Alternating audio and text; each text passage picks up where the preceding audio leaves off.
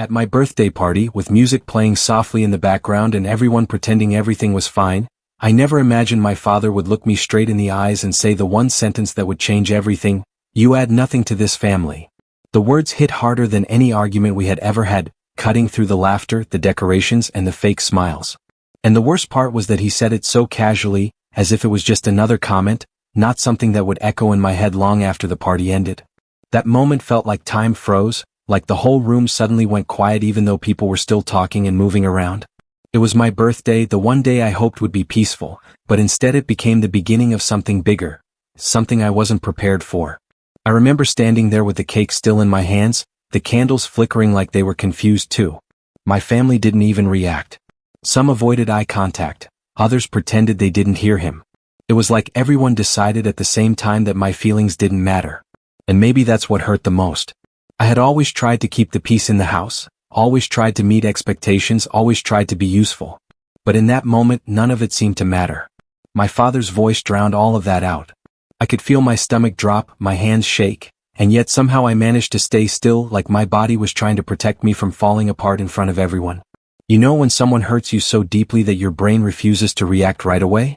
That's exactly how it felt. I didn't yell. I didn't argue. I didn't even ask him why he would say something like that, especially in front of everyone. I just stood there trying to breathe through the sting in my chest. The room looked the same, but it didn't feel the same anymore. The decorations I had put up myself, the snacks I had prepared, the people I invited, they all suddenly felt pointless. And while everyone moved on like nothing happened, I felt like I was standing in the middle of a storm no one else could see. Growing up, my father was never the warm or affectionate type, but I always believed that deep down he cared. Maybe not in the way other fathers showed love, but at least enough to never humiliate me on my birthday. But hearing those words made me realize something painful. Maybe I had been giving him too much credit. Maybe the love I thought existed was just me hoping for something that wasn't there. And that thought alone was enough to make my heart feel heavy. I tried to look at him to find some sign of regret or guilt, but his face was cold, almost bored. It wasn't anger. It wasn't frustration. It was disappointment. That expression alone made me feel small, like all the effort I had put into this family had gone unnoticed for years. I thought of the times I helped him with work, the times I stayed silent during arguments, the times I put my own needs aside just to avoid conflict. And yet here he was saying I added nothing. It was like he erased my entire existence with one sentence. As people started singing the birthday song, completely unaware of the storm inside me, I forced a smile. It was the only thing I could do to keep myself from breaking down in front of them. I didn't want anyone to see how hurt I truly was. I didn't want to give my father the satisfaction of seeing me cry. But inside, I felt like something was shifting, like something inside me was waking up for the first time. Maybe it was the realization that I had spent too long trying to earn love that was never going to come. Maybe it was something deeper, something that had been building for years. The candles on the cake flickered again, and for a moment I felt like they were mirroring my emotions. Unsteady, fragile, trying not to go out. Everyone waited for me to make a wish, but how was I supposed to make one when the one person who should have supported me had just torn me down in the cruelest way? My hands were trembling, my thoughts racing, and my chest felt tight. I blew out the candles anyway, but that moment didn't feel like a wish. It felt like the end of something. People clapped. Someone joked. Someone else made a comment about taking pictures. But I wasn't really hearing anything anymore. Everything sounded distant, like I was submerged underwater. My mind was stuck on his words, replaying them again and again. You add nothing to this family. The more I thought about it, the more something inside me hardened. I realized that staying there, pretending everything was fine, was only going to break me more. And that's when it happened. I nodded. Not in agreement, not in acceptance, but in understanding. Understanding that maybe it was time to stop fighting for a place in a family that didn't see my worth. I didn't make a scene. I didn't shout. I just placed the cake on the table gently, took a slow breath and walked out. Simple. Quiet. But it felt like the most powerful step I had ever taken in my life. As I walked through the hallway, I could feel the tension behind me, like people suddenly realized something was wrong. But no one stopped me. No one asked if I was okay. No one tried to call me back. And somehow that silence said even more than my father's words. It proved what I had been afraid of for years, that maybe I truly didn't belong there, at least not in the way I hoped. When I stepped outside, the night air hit my face, cool and sharp, almost like it was waking me up. I didn't know where I was going. I didn't know what I would do next. But I knew I couldn't stay. Not after what he said. Not after realizing how little I meant to them. My birthday was supposed to be a celebration, but instead it became the moment I finally saw the truth. And as I stood under the dark sky, breathing in the cold air, one question kept repeating in my mind, growing louder each time. If I walked away from this family, would anyone even come looking for me? The cold air pressed against my skin as I stood outside, still hearing my father's words replaying in my head like a broken record. I didn't know how long I had been standing there, but the house lights behind me felt like a world I didn't belong to anymore. My birthday, my own birthday, had turned into the moment everything inside me cracked open. And as much as it hurt, there was a strange clarity settling in. Something inside me whispered that maybe this night wasn't just an ending. Maybe it was the beginning of something I had avoided facing for a long time. I slowly walked down the street, my steps unsteady like my body was trying to figure out what freedom felt like. The neighborhood was quiet, only the hum of a distant car and the soft buzz of streetlights filling the silence. I wrapped my arms around myself, not just because of the cold but because everything inside me felt exposed. I didn't have a plan. I didn't even grab my phone charger or a jacket. I just needed space. Space from the house. Space from him. Space from the feeling of always being the one blamed, the one overlooked, the one expected to carry weight without ever being appreciated. As I walked, my mind drifted back to how things used to be. People think these moments happen out of nowhere, but they don't. They build up slowly, small hurts piling on top of bigger ones until one day everything collapses. My father wasn't always harsh, but he was never warm either. Growing up, I was the quiet one. The one who didn't ask for much. The one who stayed out of trouble. You'd think that would make life easier, but in my family, it made me invisible. If I got good grades, it was expected. If I helped around the house, it was normal. If I made mistakes, suddenly all eyes were on me. There were moments when I tried to talk to him, when I tried to share something good, something personal, something I was proud of. But he always brushed it off. He didn't yell then, but he didn't listen either. And sometimes silence hurts more than anger. Sometimes silence tells you exactly where you stand in someone's life. Maybe that's why his words at the party felt like confirmation of something I already knew deep down. I reached the park near our street and sat on a bench. The dim lights made everything look softer, quieter, like the world was giving me a moment to breathe. I watched the trees sway gently and tried to slow my thoughts, but they kept circling the same question. Why did he say it? Why tonight? Why in front of everyone? Was he angry? Was he stressed? Was it really how he felt all along? Every possible reason left a deeper ache in my chest. My childhood came back to me in flashes. Small moments that didn't seem important at the time but suddenly felt like pieces of a puzzle I had been ignoring. Like the way he always praised my siblings loudly but only nodded when I did something good. Or how he rarely asked about my day even when something big happened. Or the way I always had to be the one to apologize first, even when I wasn't wrong. Back then, I told myself it was normal. That maybe that's just how fathers were. But now, sitting alone on a cold bench on my birthday, I wondered if I had been fooling myself all along. My mother wasn't much help in situations like these. She loved us, I knew that, but she never wanted to get involved in conflict. She always said, "Let it go." He didn't mean it. But how many times can you let things go before you start losing pieces of yourself? Still, a part of me wished she had come after me. Just once. Just to show that someone noticed I was hurting. But when I glanced back toward the house, no one was there. The lights flickered, and I could still hear faint laughter through the open windows. The party had continued without me. I sighed deeply, feeling the weight of years settling on my shoulders. I wondered what the guests thought when I walked out. Maybe they didn't notice. Maybe they pretended not to. People rarely want to get involved in family issues. But still, I imagined at least one person whispering, "She shouldn't have reacted like that," without ever knowing what led up to it. People always judge the reaction but ignore the reason behind it. My phone buzzed suddenly. A message. For a second, I hoped it was someone from the house asking where I was or if I was okay. Maybe my mom. Maybe my brother. Maybe even my father, though I wasn't sure what I'd even do if it was him. But when I checked the screen, it wasn't any of them. It was my friend, Amina, the only person who ever noticed when something was off with me. She wrote, "Are you okay?" I left early and something felt wrong. I stared at the message for a long moment, unsure how to reply. What was I supposed to say? That my father told me I added nothing to the family? That I walked out on my own birthday? That I wasn't even sure where I belonged anymore? Instead, I typed, "I just needed air." It was the simplest truth I could manage. She replied almost instantly. "Want me to come?" I hesitated.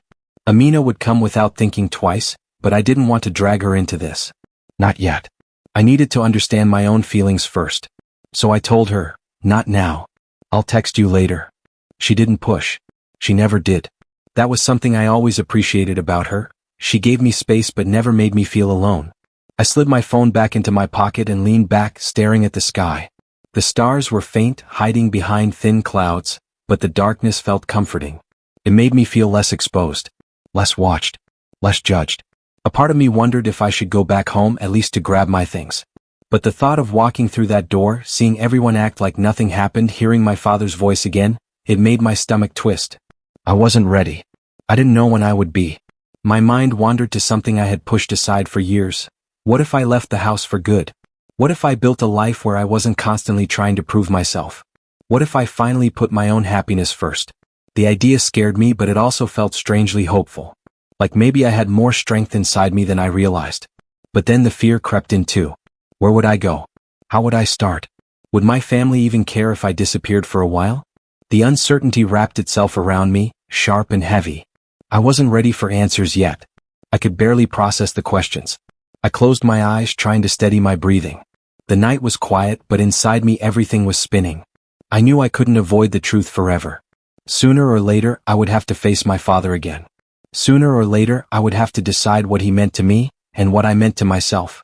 And yet, as I sat there struggling with everything I didn't understand, a sound from behind me broke through the silence. Soft footsteps on the path, getting closer and closer.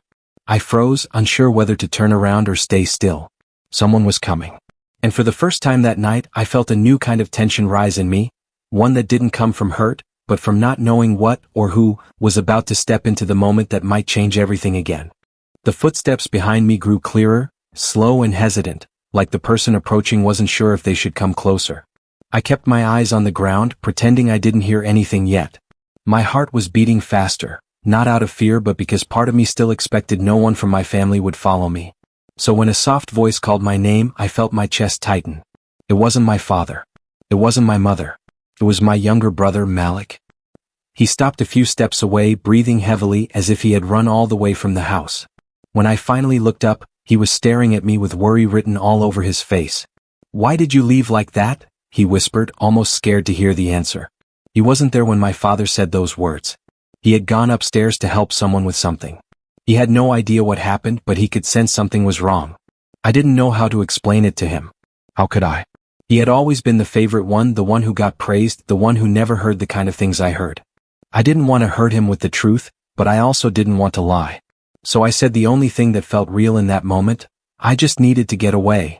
He sat down beside me, his hands tucked into his hoodie sleeves, his eyes wide and anxious. "Dad's looking for you," he said quietly. "Well," he asked, "where you went?" "Kind of." The way he said kind of made me understand everything. My father wasn't worried. He just wanted to make sure the situation didn't look bad for the guests. That was how he was, more concerned about appearance than feelings. I sighed and leaned back against the bench. Malik looked at me like he expected me to say something more, but the words just weren't coming. He kicked at the gravel under his feet. "Did you two argue again?" he asked, his voice small. He knew our relationship with our father was never smooth, but he didn't know the deeper layers. I didn't answer. Silence said enough. He didn't ask again. Malik had this calm way about him, like he could read the air without needing details. That was something we had in common, even if the rest of the family didn't see it. After a long quiet moment, he whispered, "I'm sorry." He wasn't apologizing for anything he did, he was apologizing for everything he saw and everything he didn't understand until now. But even with Malik beside me, the weight in my chest didn't disappear. It only shifted. Because now I felt guilty too. Guilty for letting him see a part of something I had been trying to protect him from for years. Guilty for walking out and leaving him behind in a house that didn't always feel safe emotionally. Guilty because he was the only one who noticed, and he was still just a kid. We sat there quietly until he finally said, "Mom wanted to come after you, but Dad told her to let you cool off." I let out a small, tired laugh. Cool off. As if what happened was some minor disagreement. As if his words hadn't cut straight through me. As if I would magically forget everything if I just sat outside long enough. Malik looked at me again. "Will you come back?" he asked softly. I didn't know. I honestly didn't know. The fear in his eyes made my heart twist, but the thought of walking back into that house made my stomach tighten all over again. I didn't want to lie to him, so I said, "Not right now." He nodded, but I could see disappointment sitting heavy on his shoulders. Before either of us could say anything else, a vibration buzzed in my pocket again. I pulled out my phone, expecting another message from Amina, but it wasn't her. It was my cousin, Safia, who had been at the party too. She was older, one of the few people in the family who actually listened to me. Her message read, "I saw what happened. Are you okay?" My breath caught for a moment. So someone did notice. Someone saw the moment my father embarrassed me in front of everyone. Someone realized something wasn't right. I typed back slowly, "I'm outside. I just needed space." Her reply came instantly, "Do you want me to talk to him?" I stared at those words, unsure how to feel. Part of me wanted someone, anyone, to stand up for me. To finally say the things I never could. But another part of me felt terrified. What if confronting him only made things worse? What if it led to him blaming me even more? What if it created a new storm that I wasn't ready for? I didn't answer right away. And maybe that hesitation spoke for me because she sent another message, "Okay. I won't say anything unless you tell me to." She understood me better than I expected. Malik leaned closer. "Who is it?" he asked. I showed him the screen and he sighed with relief. "Good. At least someone in this family cares properly," he mumbled. He didn't realize he just included himself in that list too. Still, there was something heavier building beneath the surface. Something I couldn't ignore. The more people acknowledged what happened, the more real it became. It wasn't just a small moment anymore. It wasn't something I could push aside. It was the truth spilling out of years of silence. As I thought about it, another memory surfaced, one I hadn't thought about in a long time. When I was younger, maybe 12, I had worked for weeks on a school project. I stayed up late, did extra research, even added small details just to impress my father. When I finally showed him, he looked at it for less than 10 seconds before saying, "You could have tried harder." I remembered how my throat burned, how I went to my room and ripped the project apart even though it got the highest marks in class the next day. That moment lived in a quiet corner of my heart, and now it was rising again, reminding me that the pain tonight wasn't new, it was just louder. While I was lost in thought, Malik stood up. "If you don't want to come home now, I get it," he said quietly. "But at least let me stay with you for a few minutes." He wasn't trying to fix anything, he just didn't want me to be alone. And I appreciated that more than he knew. We sat again and for a moment everything felt still. But beneath that stillness was a growing pressure. Because things couldn't stay like this. Something had to shift. Something had already shifted. The biggest question was what came next. Would I confront my father? Would he pretend nothing happened? Would the rest of the family pick sides? Would leaving the house become the only option? I didn't know, but every direction felt heavy. And deep down, I sensed something else too. Like this moment at the park was only the beginning of a much bigger break in the family. A break that had been waiting to happen. As I was thinking, another message popped onto my phone, this time from an unknown number. No name. Just a short line. "I know why he said that, and you need to hear the truth." The air around me seemed to freeze. Malik leaned over. "Who is that?" he whispered. I didn't know. But whoever it was, they knew something. Something about my father. Something about me. And suddenly, the conflict I thought I understood felt much deeper, like a whole part of the story had been hidden from me all along. The message on my screen felt like a punch to the chest. I stared at the words again and again, trying to make sense of them. "I know why he said that, and you need to hear the truth." The number wasn't saved. No name. Nothing. Just a message that felt too deliberate, too personal, too connected to something I didn't even know existed. My heartbeat picked up fast. Malik saw the look on my face and leaned closer. "What does it say?" he asked. I hesitated before showing him the screen. His eyebrows pulled together in confusion. "Who would text you that?" That was the question twisting inside me too. The sudden message didn't feel like a prank. It felt intentional.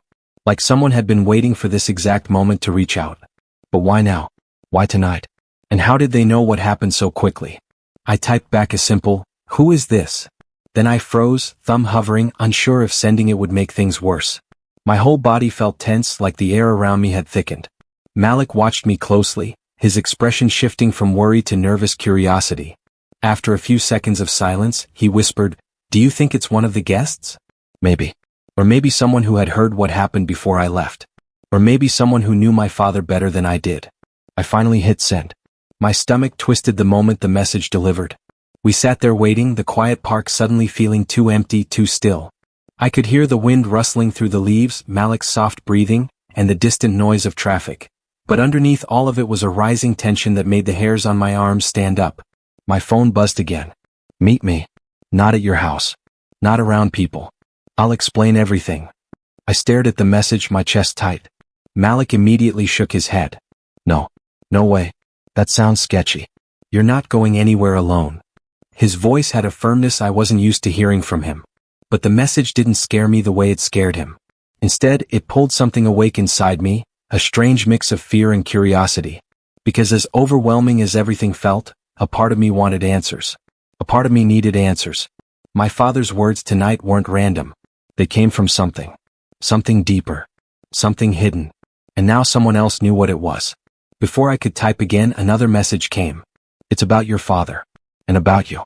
If you want the truth, come. I swallowed hard. The more they texted, the more real the tension became. Malik grabbed my wrist gently. Don't even think about going, he said. What if this person is lying? What if it's someone messing with you because they saw you leave the party upset? He wasn't wrong. But something in my gut told me this wasn't random. Something in the way they wrote felt familiar. Not the words themselves but the tone. Like someone who had been holding on to something for a long time.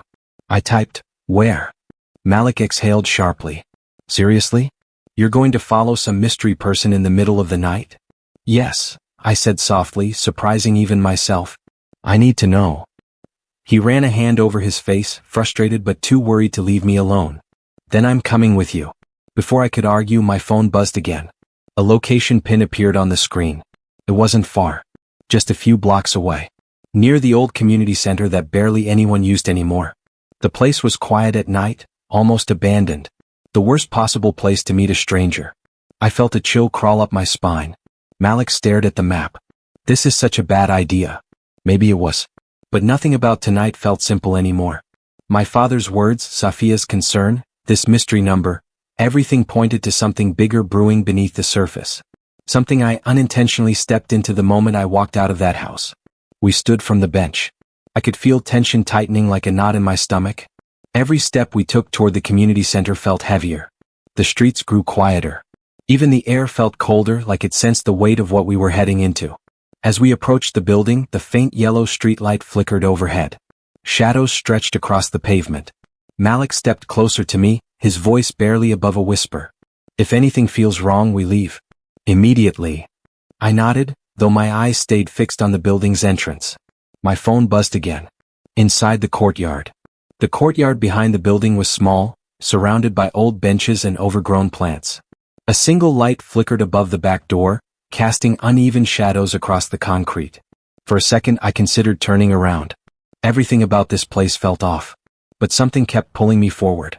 Malik walked slightly ahead of me, trying to shield me, even though he was just as unsure as I was. When we stepped into the courtyard, the quiet felt deeper, almost hollow. No movement. No voice. Just the soft hum of the flickering light. Then, from the corner, someone stepped out of the shadows. I froze instantly. Malik grabbed my sleeve. The person kept their hands visible, not approaching too quickly. The moment they stepped into the weak light, my breath caught in my throat. It wasn't a stranger. It was someone I knew. Someone from the family. Someone who shouldn't have been here. Their expression was tense, serious, like they had been carrying a secret for years. My stomach dropped as a wave of confusion washed over me. Why would they message me from an unknown number? Why would they ask me to meet here? What did they know about what my father said? They took a step closer, their voice low and urgent. You need to listen to me, because after tonight, everything in your family is about to change. The air felt like it cracked. My pulse pounded in my ears. Malik raised his voice. What's going on? Why all the secrecy? The person looked straight at me, ignoring everything else. Your father? He didn't say those words out of anger. He said them because he wanted to push you away.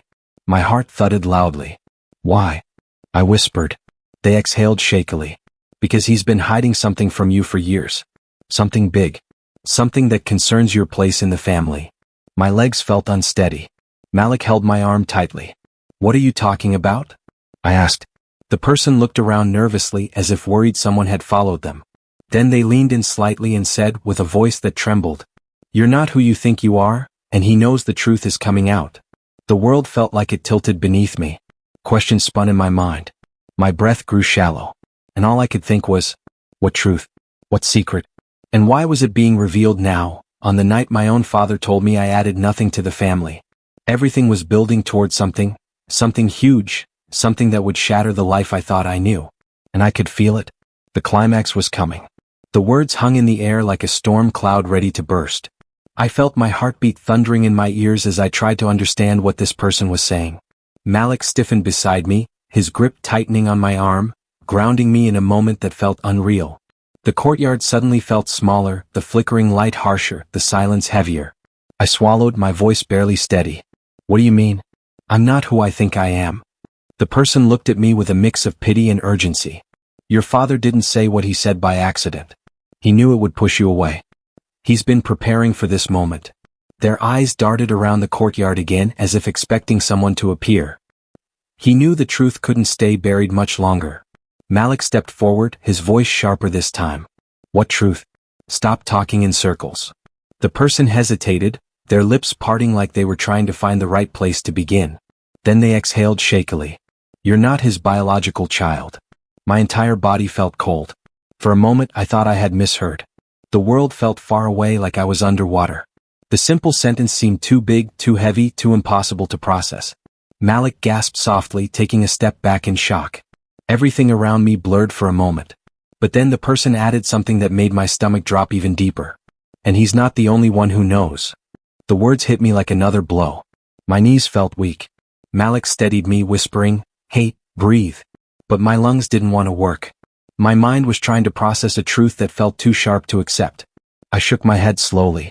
No, that doesn't make sense. My mom, my father, they would have told me. This isn't. I couldn't even finish my sentence. The person looked at me sadly. Your mother wanted to tell you years ago, but your father refused. He thought it would disrupt things. Change too much. They paused, then added quietly, he thought you'd leave them if you knew. A painful irony twisted through my chest. Leave them? He basically pushed me out tonight. But before I could say anything, the person continued, lowering their voice even more. There's more. Something else your father didn't want you to know. I blinked. More? The person nodded slowly. Someone else in the family knows the truth. And that person has been hinting, maybe even threatening, to expose everything. My heart pounded harder. Who? The hesitation in their eyes was unmistakable. They looked down for a moment, their jaw tight, then finally met my gaze again. Your aunt. She's the one who's been digging. That hit me in a different way. My aunt had always been distant from my father, always giving him these cold, knowing looks at family gatherings. I used to think she just didn't like him. But now it felt like she knew something, maybe a lot of things, that she had been holding over him. Before I could ask more, my phone buzzed again in my pocket. I pulled it out with trembling hands. Another unknown message. But this one wasn't from the person standing in front of me. It was from someone else. A second unknown number. And the message made my throat tighten. Don't believe everything you're being told. There are two sides to this story. My fingers felt numb as I showed the screen to Malik. His eyes widened. What is happening tonight? He whispered. The person who called us here frowned deeply. Let me see. They read the message and their face changed. Fear flickered across it. This isn't good. If she's already reaching out to you, it means she knows you left the house. She's watching everything. She. I repeated, startled. They hesitated again. Your aunt. Another buzz. Another message from the second unknown number. Meet me instead. I'll tell you what your father won't. I felt caught between two shadows, both pulling me in different directions, both claiming to have the truth. Malik looked between me and the person in front of us. This is getting out of hand. We should leave. Tell Mom. Do something. But I couldn't move. Couldn't think clearly. The courtyard felt like a crossroads I wasn't prepared for. My thoughts were spiraling. If my aunt was reaching out, did that mean she had been waiting for an opportunity? Did she want to help me, or use me? I looked at the person standing in front of us. Why now? My voice was barely steady. Why tell me this tonight? They took a small step closer. Because your aunt threatened to expose everything publicly. She's angry at your father. She thinks he deserves humiliation. She's planning to use you in her fight with him. And your father, he wanted to push you away before it happened. He wanted distance. So you wouldn't be pulled into it. My chest tightened painfully. So he hurt me, to protect himself? Yes, they said softly. But he also did it because he's scared. Very scared. I felt anger and hurt mixing inside me, rising like a wave I couldn't control. The ground beneath me felt unstable. My family, my whole life, suddenly felt like a careful lie built on secrets and silent threats. Malik whispered, "We need to go home. Now." But then my phone buzzed again. This time a voice message. From the second unknown number. My hand shook as I pressed play. My aunt's voice came through the speaker, cold and sharp. "If you really want the truth, don't go home. Meet me. Tonight." Malik's breath caught. The person in the courtyard quickly said, "Don't go to her. She's not trying to help you. She's trying to use you." "But my father lied," I whispered. "Yes," they replied. "But she'll twist that lie into something worse." Another buzz. A text from my aunt. "Your father isn't the only one who kept secrets. Ask him who else knew. Ask him what he did." My stomach dropped. What he did? Malik stepped between me and both phones like he could shield me from the messages. "We're going home," he said firmly. But I wasn't sure anymore. Every message pulled me in a different direction. Two conflicting truths. Two people who knew far more than I did. My father hiding something. My aunt waiting to expose him. And both of them using me as the center of their silent war. The stakes were no longer just about harsh words on my birthday. They were about identity, family loyalty, long-hidden secrets, and a fracture that ran deeper than I ever imagined. I looked at Malik, then at the person who brought me here, then at the glowing phone screen. Everything felt like it was building toward something huge, something irreversible, something I wasn't ready for, but couldn't avoid anymore. When the car finally rolled to a stop outside the same small restaurant where everything had fallen apart months earlier, my heart felt like it might break open. The place looked different somehow, brighter lights, fresh paint on the door, but maybe it was just me who had changed. As I stepped onto the pavement, I felt this strange mix of fear and determination twisting inside me. I had spent so much time running from the pain, but tonight, for the first time, it felt like I was stepping toward something instead. Malik walked beside me, quiet, steady, not pushing or pulling, just being there. And that alone made my breathing slow a little. Inside, the warm air and low music seemed too gentle compared to the storm building in my chest. And then I saw him, my father, sitting at a corner table, hands folded tightly like he was holding himself together. For a moment I froze. The last time we stood face to face, he told me I added nothing to the family. The words had echoed in my mind for months, twisting themselves into the deepest places. But tonight he looked smaller somehow, like the weight he carried had finally started pressing back. I took a shaky step toward the table, not sure if I was walking toward healing or another wound. My mother sat beside him, her eyes soft but nervous, like she wasn't sure how things would go either. My sister sat on the other side, tapping her fingers anxiously. And for a moment I wondered if this would be the night everything finally snapped, or finally mended. My father stood up slowly, and when his eyes met mine, something in his expression wasn't hard or angry. It looked almost tired and sorry. He opened his mouth like he was searching for the right words, but nothing came out. The silence stretched so far that I almost turned around and walked out again. But something in me whispered, "Stay. Hear him. Just this once." Finally he breathed in and said my name, and the sound of it felt different, gentler. But before he could say anything else, the restaurant lights flickered suddenly, catching everyone's attention. At first I thought it was just a glitch, but then I noticed the way the waiter glanced toward the back, tense. Something was off. The air shifted, and the atmosphere inside the restaurant transformed from warm to uneasy. A tall man in a dark jacket stepped inside and stood by the door like he was waiting for someone. His eyes scanned the room, locking onto our table with unsettling precision. Malik's posture changed immediately, alert, protective, as if he knew something I didn't. My father glanced at him sharply, like he recognized the man, and a flash of something unspoken passed between them. My stomach tightened as the room grew quieter, all the soft music swallowed up by the tension. The man began walking toward us with slow, deliberate steps, and for a moment, I thought this had nothing to do with me. That's what I told myself, until he reached our table and said my father's name in a calm, steady voice. My father stiffened, his jaw tightening. My mother's hand slipped into his, her fingers trembling. Malik moved slightly in front of me without making it obvious. The man didn't raise his voice. He didn't cause a scene. But the words he said next shattered every idea I had about what tonight was supposed to be. He said my father owed him answers. And suddenly, everything made sense. The tension, the secrecy, the nights my father disappeared, the heavy silence every time certain topics came up at home. This wasn't just a family meeting. This wasn't just about what he said to me on my birthday. There was something bigger, something my father had been hiding from all of us. And now it was standing directly in front of him.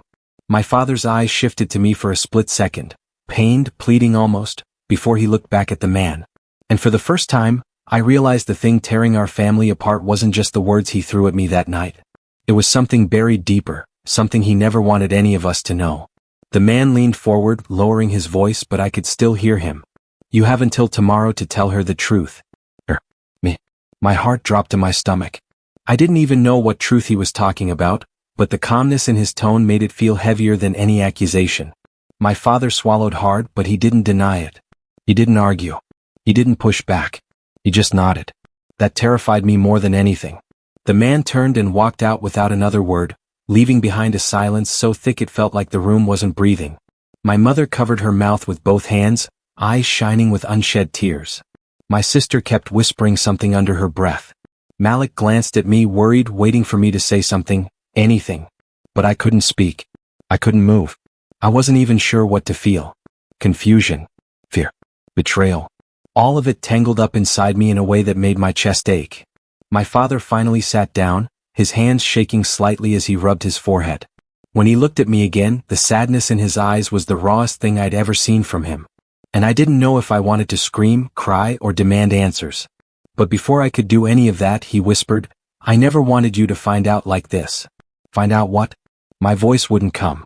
My mind raced through 1,000 possibilities, each worse than the last. The weight in the room felt unbearable, pressing against all of us as the truth dangled in the air, just out of reach. Whatever he was hiding, whatever he had done, whatever connected him to that man. It wasn't small. It wasn't simple. And it wasn't going away. Not tonight. Not tomorrow. Not ever. And in that moment I realized something chilling. My father's cruel words at my birthday. They were only the beginning. For a moment after my father whispered those words, the entire restaurant seemed to fade into a blur around us. My mind kept replaying the stranger's message. "You have until tomorrow to tell her the truth." It echoed inside my chest like a drum, and I realized that no matter how much I wanted to run, I needed to hear whatever he had been hiding. So I sat down slowly, my heartbeat loud and uneven, as if preparing itself for whatever was coming. Malik placed a hand on my shoulder, grounding me without saying a word. My mother wiped her eyes quietly, and my sister stared at the table like she couldn't believe any of this was real. My father took a long breath, and when he finally looked up, his expression was softer than I had ever seen. He wasn't angry. He wasn't defensive. He just looked like a man who had carried something heavy for too long and was finally ready to set it down. He began by admitting that he had failed me, not because of what he said on my birthday, but because he had allowed fear and past mistakes to harden him in ways he didn't understand himself. His voice trembled when he said he was sorry, and for the first time, it actually sounded true. But the apology was only the doorway. What waited behind it was the truth. He told me the man who walked in was connected to a promise he made years before I was even old enough to understand. A promise involving family loyalty, financial pressure, and decisions he thought would protect us but ended up costing him more than he expected. He said he owed that man answers because something he tried to fix had gone wrong, and now the consequences had caught up. None of this made me feel safer. It made me wonder what kind of danger we had lived beside without knowing. But then he added something that made everything suddenly feel personal. The reason he lashed out at me on my birthday wasn't because I added nothing to the family. It was because he felt like he had already failed as a father, and when he saw me becoming independent and strong in ways he never allowed himself to be, it scared him. His words came from fear, not truth. That didn't erase the pain, but understanding the source softened something inside me. He said he never wanted me to be pulled into the consequences of his past, and when the stranger appeared at the party earlier that week, he panicked. His anger became a shield, even though it only pushed me away. My mother squeezed his hand gently and added that she had begged him for years to tell us the truth, but he thought silence would protect us. Hearing that made me realize how much she carried silently too, watching the family fall apart while holding her own fears inside. My sister finally lifted her eyes, tears running quietly down her cheeks, and whispered that she just wanted us to feel like a family again. Her voice cracked and my heart tightened. We had all been hurting in our own corners, too busy holding our pain to realize the others were drowning too. I took a deep breath and asked my father what the man meant about telling me the truth. He hesitated, searching for words, then told me something I never expected to hear. Years ago he had helped someone he trusted, and the deal they made involved shared responsibility. Part of that responsibility included my future, my education, and the opportunities he wanted to give me. When the agreement fell apart, the man believed my father owed him, not in money but in honesty. And the truth was that my father had been trying so hard to protect my future that he forgot protecting my heart mattered just as much. It wasn't some dark secret. It wasn't dangerous. It wasn't scandalous. It was simply a father who made promises too big, tried to carry them alone, and broke under the weight. He said the man wasn't a threat. He just wanted closure, something my father had avoided for years. And the message about telling me the truth meant my father needed to admit his mistakes openly, instead of letting them poison his words and actions toward me. When he finished speaking, there was a long silence. I didn't know what to say or how to react. Part of me was relieved, part of me exhausted, and part of me still hurting from everything he had said in the past. But for the first time, I felt like he was being honest, not perfect, not strong, just honest. And that was more than I ever expected tonight. I stood up slowly, my legs slightly shaky, and told him I needed time. Time to heal. Time to forgive. Time to understand the person he was trying to become. He nodded without arguing, without defending himself, without turning it into another emotional storm. He simply accepted it, which felt like a small miracle on its own. My mother hugged me gently, whispering that families break sometimes but they can also rebuild if everyone chooses to. My sister wrapped her arms around both of us, and for the first time in a long time, the three of us felt connected again. Not perfect, not healed, but connected.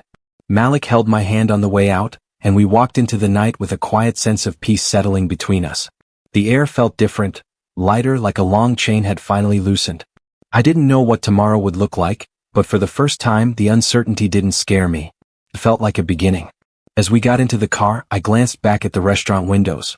Inside, my father was still sitting at the table, shoulders lowered, head bowed, like a man finally facing the truth he had avoided for years.